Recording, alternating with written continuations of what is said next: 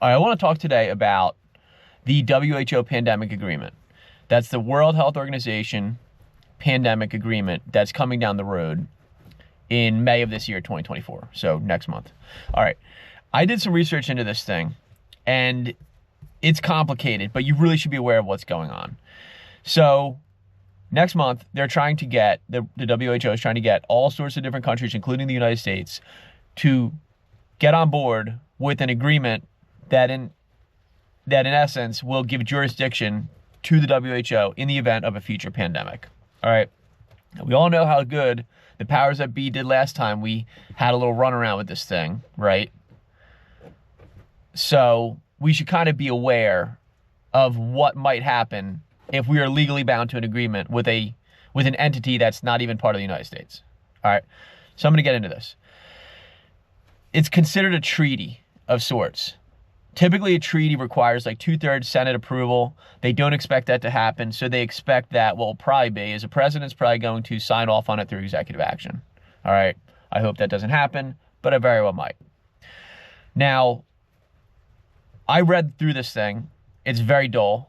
All right. I recommend that if you do it, it took, I think, 3 or 4 hours from me. I recommend that if you do it, you bring some, you drink some coffee as you go because you will fall asleep because it is that dull. It's legal jargon.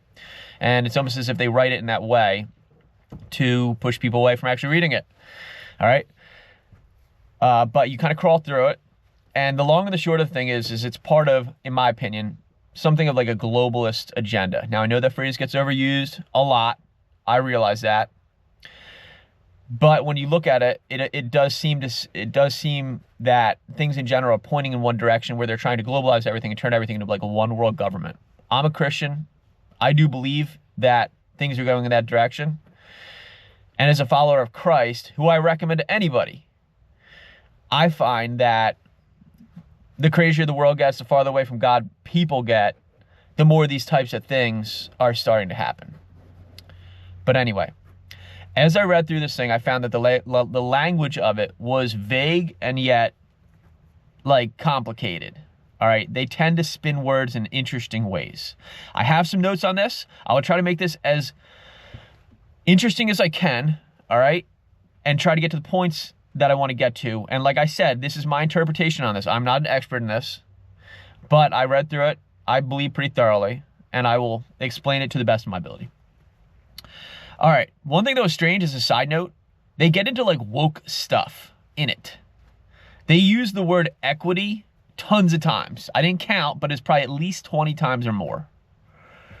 Like tons of times. They just on and on about equity. So, I mean, hey, look, I'm no expert, but I didn't know that pandemics had anything to do with equity or DEI or anything like that, but evidently they do. All right. Who am I to know? As to get into my opinion on what equity is, this is my thought on it. All right.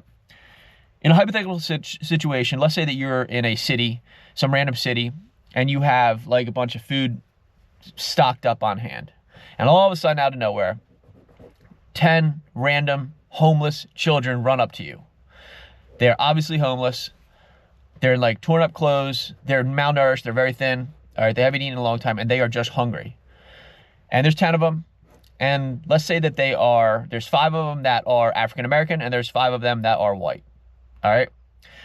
If you are somebody who thinks in terms of equity, what you say to yourself is, well, hey, let's think about this. Now, one of these two groups is marginalized and they have it rougher than the other group. And so I should probably give them the lion's share of the food. Now, you don't know anything about this group. It's just a group of 10 young kids that are friends. You've never seen them before in your life. You don't know what their upbringing is whatsoever. You're just making an assumption that because of the way they physically look, you're going to treat them in a certain way. So you say, well, I'm going to give one of these two groups 3/4 of my food and the other group, I'm going to give 1/4 of my food because, that's just how I am, being somebody that thinks in terms of equity. Now, what that used to be called is racism. And honestly, that's what that is. That's racism, period. But I digress. Let's get back into this. All right. So countries that sign on to this are in fact signing over their authority over a range of matters, including the authority to make decisions on how to deal with a potential future pandemic. But it's what the WHO defines as a pandemic that is where it gets a little bit sketch, in my opinion. All right, they start talking about things like infection prevention and control measures in line with relevant international standards and guidelines. So, whatever that means. Understand that in the last runaround with this thing, we were told to, when you're in a restaurant, if you get up from your table to use a bathroom or whatever, make sure you put that mask on. But as soon as you get back and you sit back down with your friends or your family, everything's all good and you can take that mask off. And we were told all sorts of different things because we had to play those little games that they had. Everybody played those games. All right, but understand that you need to think about, what if in the event of something way more serious? Just understand that those games could get really, really scary. Like real crazy. All right? They could really next level that type of thing. So you should be aware of this. So this goes on about how this is where it gets really odd. All right?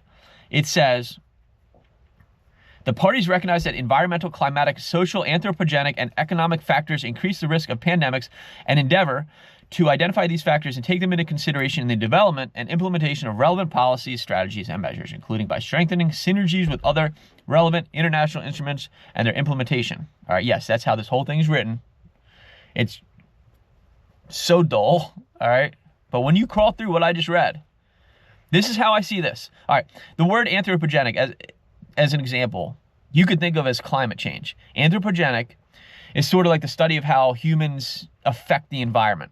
All right. And in addition to that, they mentioned climatic things. They mentioned social things, economic factors. All right. What I read in this is that what they are saying is that they believe, all right, that different things can cause pandemics, not just like the typical maybe animal to human or human to human type things that we're used to. All right. But rather climate things, social things, and economic things. So if they have jurisdiction to make decisions on factors that they believe could cause a pandemic, what's to stop them if they got real political?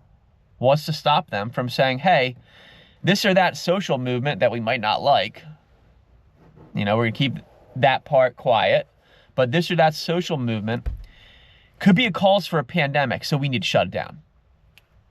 Or we need to lock people down. Or we need to make people stay 6 feet apart, wear masks, etc., and so forth. All right. Oh, we found that this type of climate change that we believe is happening could trigger a pandemic. So we need you to make these adjustments in your life and do this and that and this and that.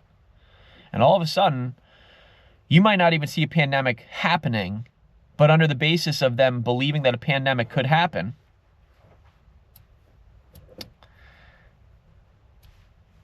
they start to run your life. All right. So there's that. And based on how crazy things get, it could get really hairy. Like it could get real, like next level type stuff.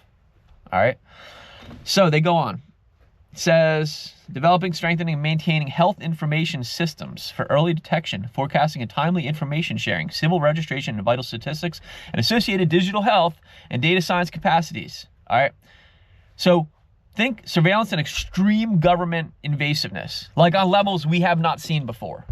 Because when you start talking about associated digital health and data science capacities, all right, civil registration and vital statistics, they're talking, I believe, about things like digital IDs, where you have all your pertinent medical information, as well as other information about yourself stored on a digital ID in your phone, in which case the powers that be have significantly more tools available to them to in essence, surveil you and dictate your life.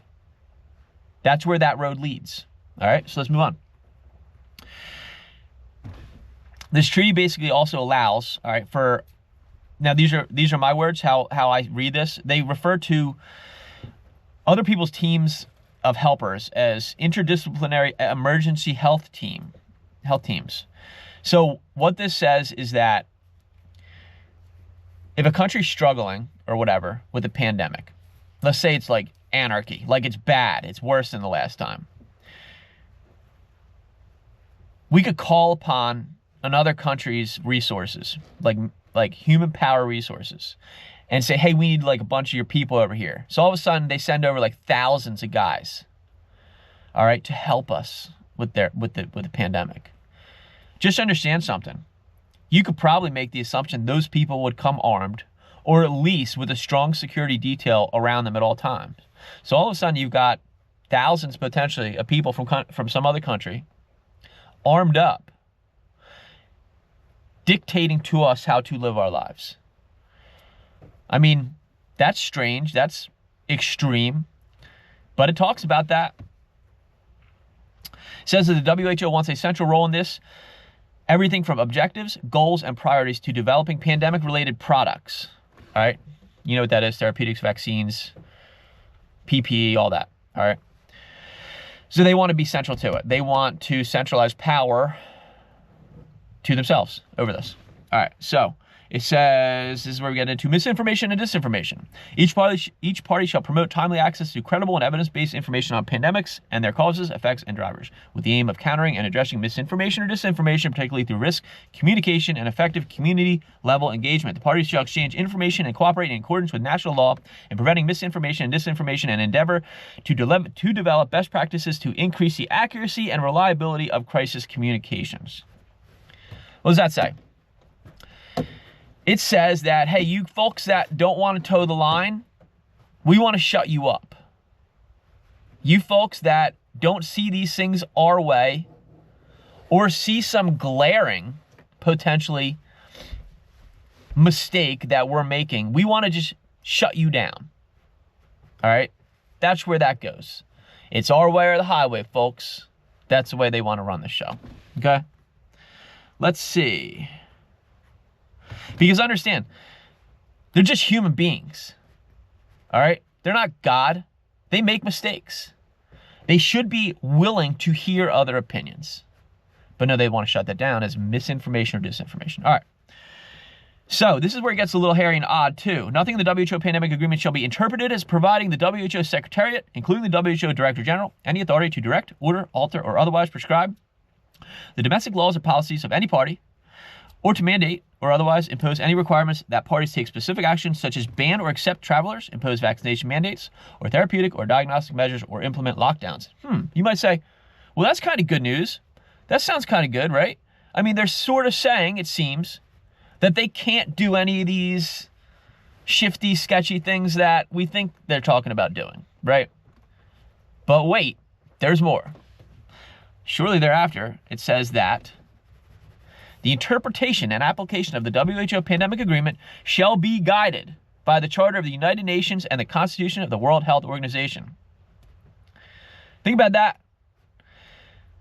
My opinion, what that means is, hey, everything we just said that made you feel all good and warm inside, yeah, we can supersede that. Because basically what they're saying is that they can interpret this thing how they want to. All right? So think about that. So this is as I crawled through this is what I came across all the stuff, but who knows? All right. Who knows what to believe? But you got to start to think for yourselves. All right? Because the powers that be don't always do a good job. All right? We've seen this show before. And we really need to start to become awake to the fact that there's a lot of stuff going on behind the scenes now in the world in general. And we should really be up on our knowledge of it. Take care.